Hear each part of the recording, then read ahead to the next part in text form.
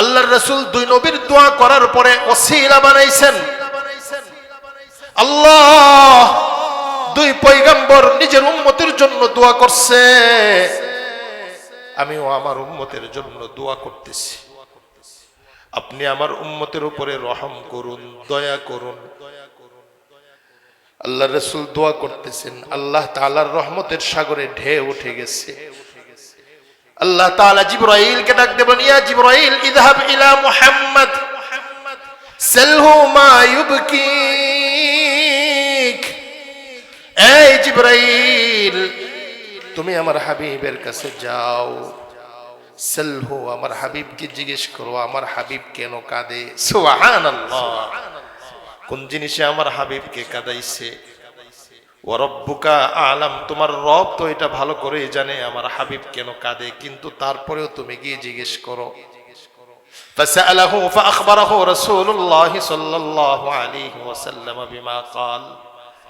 জিবরাইল আসলেন আল্লাহর রাসূলের কাছে, আয়েশা আল্লাহর রাসূলকে জিজ্ঞেস করলেন, ওগো পয়গম্বর, আপনি দোয়া করতেছেন, কাঁদতেছেন কেন? নবীজি জিবরাইলকে বললেন, আমি আমার উম্মতের জন্য দোয়া করতেছি, আমার উম্মতের জন্য আমি কাঁদতেছি। জিবরাইল আবার আল্লাহর দরবারে গেলেন, আল্লাহ তাআলা তো জানেন নবী কেন কাঁদছে। এবার জিবরাইলকে আল্লাহ তাআলা বলেন, আবার যাও আমার হাবিবের কাছে। সুবহানাল্লাহ, আবার যাও, গিয়ে বলো, ইন্না সানুরদিকা ওয়ালা নাসুক, ইন্না সানুরদিকা ফি উম্মতিক ওয়ালা নাসুক। জিবরাইল, তুমি আমার হাবিবকে গিয়ে সান্ত্বনা দাও, আমার রাসূলকে গিয়ে বলো, আমি আল্লাহ আমার হাবিবকে তার উম্মতের ব্যাপারে আমি সন্তুষ্ট করে দিব। সুবহানাল্লাহ, ওয়ালা নাসুক, হাবিব আমি আপনাকে কষ্ট দিব না। কোরআনে কারীমে আল্লাহ এটা বলছেন, ওয়াদ-দুহা ওয়াল-লাইলি ইযা সাজা মা বুকা ওয়া মা ক্বালা ওয়ালাল আখিরাতু খায়রুল লাকা মিনাল উলা ওয়ালাসাউফা ইউতিকা রাব্বুকা ফাতারদা। আপনার রব অচিরে আপনাকে এমন অনুদান দিবেন, ফাতারদা, হাবিব আপনি আপনার রবের প্রতি সন্তুষ্ট হয়ে যাবেন। সুবহানাল্লাহ, রাহমাতুল লিল আলামিন নবী উম্মতের জন্য দুনিয়াতে কাঁদছেন, কবর থেকে উঠবেন তো কাঁদবেন। আজকেও রোজায়ে আতহারে উম্মতের জন্য সরকারে দু আলম নবী কাঁদতেছে। এই উম্মত, এই মায়ার উম্মত, কিন্তু মায়ার উম্মতের বিরুদ্ধে তিন কাজের জন্য আল্লাহর রাসূল জিবরাইলের দুয়ার সাথে আমিন বলে বদদুয়া করছেন।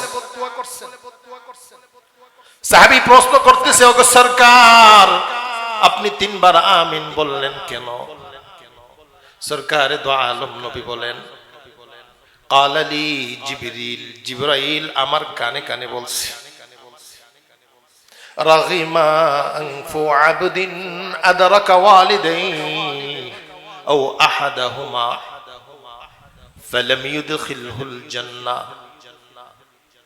আমার ওই উম্মত, ওই ব্যক্তি, সে লাঞ্ছিত হোক, লজ্জিত হোক, ক্ষতিগ্রস্ত হোক, যে তার পিতা মাতাকে জীবিত পাইছে, অথবা মা অথবা বাবাকে জীবিত পাইছে, বৃদ্ধ বয়সে পিতা মাতাকে পাইছে, কিন্তু এরপরেও পিতা মাতার খেদমত করে সে জান্নাতি হতে পারে নাই।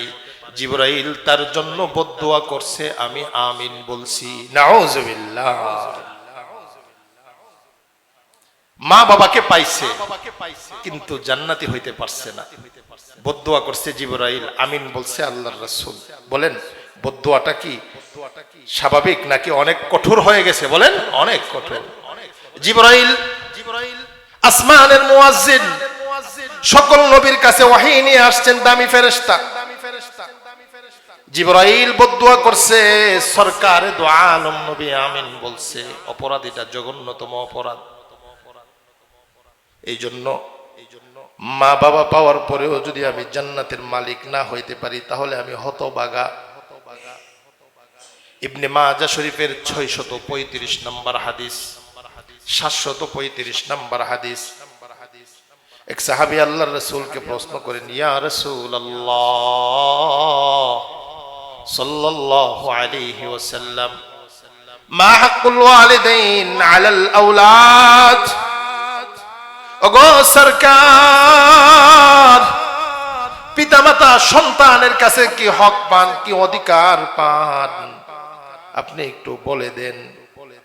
আল্লাহ রাসূল লম্বা কোনো বক্তব্য দেন নাই, শুধু দুইটা কথা বলছে, হুমা নারুকা ওয়া জান্নাতুক, তোমার পিতামাতা তোমার জান্নাত অথবা জাহান্নাম। পিতামাতা পাইছো, পিতামাতার প্রতি সদ আচরণ করো নাই, তাহলে জাহান্নাম অবধারিত। পিতামাতা পাইছো, খেদমত করছো, আল্লাহ তাআলা তোমাকে জান্নাতের মালিক বানায়া দিবে। সুবহানাল্লাহ। আল্লাহ রাসূল ওই ব্যক্তির বদদুয়াতে সমর্থন করছে, ওই ব্যক্তির উপরে জিবরাইলের বদদুয়ার সমর্থন করছে যে মা বাবা পাইছে কিন্তু জান্নাতি হতে পারে নাই। এই জন্য উপস্থিত যারা আছেন আমি সকলকে বলবো, মা বাবার খেদমত মানে জান্নাত। বলেন, মা বাবার খেদমত মানে কি? জান্নাত। মা বাবার খেদমত করলাম না, মা বাবার খোঁজ খবর নিলাম না, মা বাবা যদি অন্যায়ও করে এটাও বলতে হবে শালীনতার সাথে। সুবহানাল্লাহ। কঠোরতার সাথে বলা যাবে না। অন্যায় করতেছে বুঝায় বলতে হবে, নম্রতার সাথে বলতে হবে। এই ব্যাপারে আলোচনা অনেক লম্বা হয়ে যাবে, শুধু দুইটা হাদিস দিয়ে আমি আপনাদেরকে বুঝাইলাম। মা বাবা আমার জন্য জান্নাত অথবা জাহান্নাম। মা বাবার অবাধ্যতা এটা কিয়ামতের আলামত। নাউজুবিল্লাহ বলেন, নাউজুবিল্লাহ। এই জন্য আমরা এই ব্যাপারে সাবধান হই। আমি মা বাবার খেদমত করতে পারলাম না, ছেলে মেয়ে নিয়ে ব্যস্ত থাকলাম, পরিবার পরিজন নিয়ে ব্যস্ত থাকলাম, বৃদ্ধ বাবা আর বৃদ্ধ মা তাদের খবর নিতে পারলাম না, তাদের বন্টন শুরু হয়ে গেছে আমার মাঝে। এই অবস্থা যদি হয় তাহলে মনে রাখবেন বদদুয়া জিবরাইলের আমিন মুহাম্মদুর রাসূলুল্লাহ সাল্লাল্লাহু আলাইহি সাল্লাম সুপারিশ করছে, আল্লাহ এই দোয়া আপনি কবুল করেন। এই বদদুয়া থেকে বাঁচতে চান তাহলে মা বাবার খেদমত করেন, আল্লাহ তাআলা তৌফিক দান করেন, আমিন। দ্বিতীয় নাম্বার, রাগিমা আনফু ইমরিইন যুকিরতা ইনদাহু ফালাম ইউসাল্লি আলাইক। জিবরাইল ওই ব্যক্তির ব্যাপারে আমার কানে কানে বদদুয়া করছে, যার কাছে আমি নবীর আলোচনা হয়েছে, আমার নাম নেওয়া হয়েছে, অতঃপর সে আমি নবীর উপরে দুরূদ পড়ে নাই, জিবরাইল তার জন্য বদদুয়া করছে, আমি এটাতে আমিন বলছি। নাউজুবিল্লাহ। আল্লাহর রাসূলের উপরে দুরূদ